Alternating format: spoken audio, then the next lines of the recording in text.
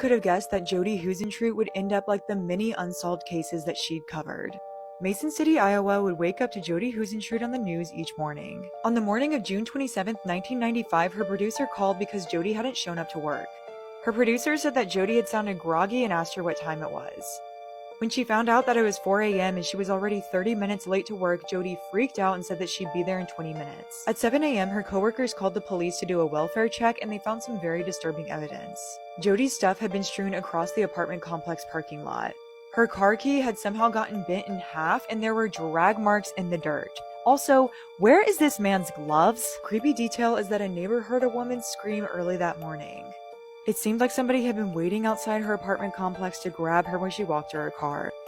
Local news reporters get fan mail and they kind of become local celebrities, but they don't have nearly the same security detail.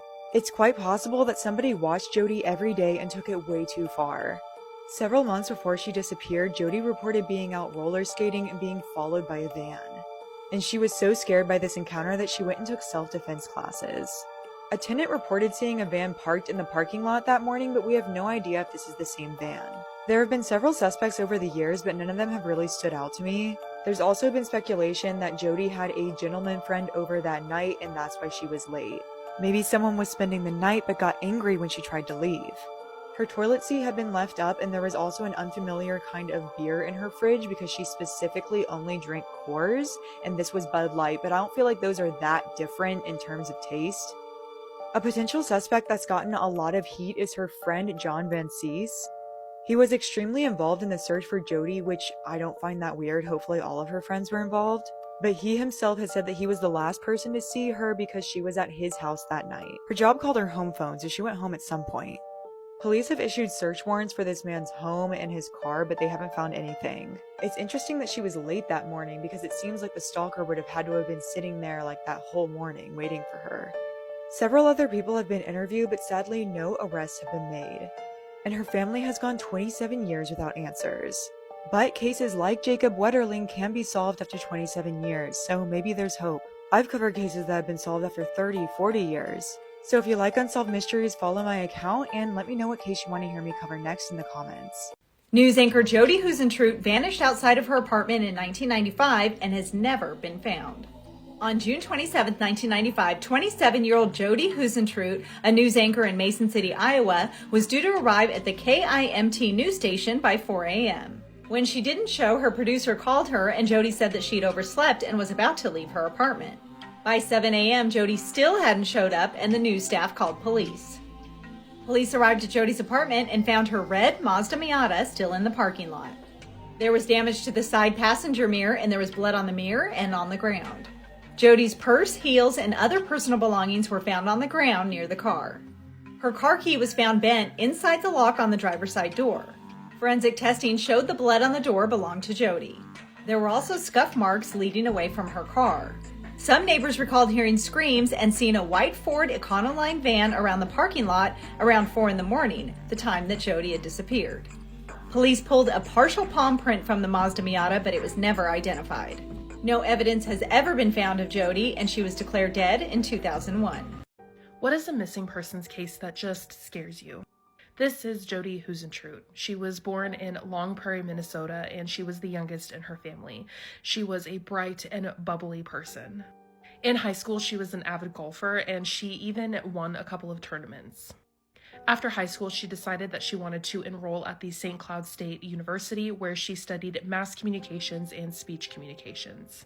In 1990, she would graduate with her bachelor's degree, and she would go to several different TV broadcasting studios within Iowa and Minnesota before finally landing in Mason City, Iowa.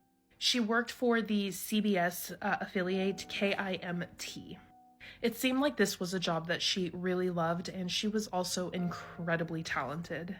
On June 26th of 1995, Jodi was participating in a golf tournament, and it seemed like she had a really good day. After this golf tournament, Jodi would go to the house of John Van Cease. I probably said his name wrong, but he had arranged a birthday party for her several weeks prior and had videotaped it, and they were sitting down together to watch this videotape. The next day, Jodi was scheduled to be at work at about 3:30, but she didn't show up for this. The producer, Amy Coons, noticed that Jodi had not made it to work, and so she called her apartment, and Jodi did answer this phone call. Amy says that Jodi seemed kind of groggy, like she had just woken up, and Jodi asked what time it was, and when she said it was 4 o'clock, she's like, oh my goodness, I'm on the way. But it was very apparent that Jodi had just overslept, and she was planning on making it to work.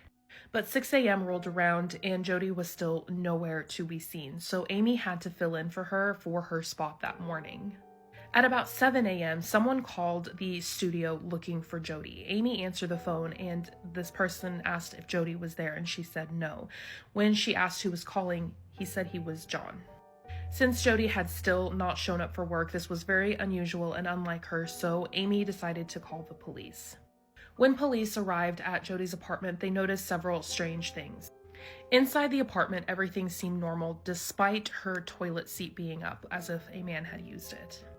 But outside the apartment where Jodi's car was, she had a red Mazda Miata that she was looking to buy. And her hairspray, her dryer, her hair dryer, all those things were strewn about, almost as if there had been a struggle. They also found her red high heels as if they had been knocked off of her, and the key to her car was also found, but it was bent. There had been a struggle here. Also, several neighbors said that they had heard a scream around the time that Jodi would have been leaving for work. We'll get into more in part 2. Give me a couple of minutes to film it and get it up. It'll be down in the comments. Here is part 2 to the case of Jodi Huisentruit.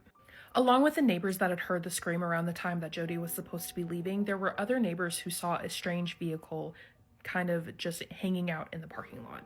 The vehicle that they saw was a white Ford Ecoline, kind of like this one.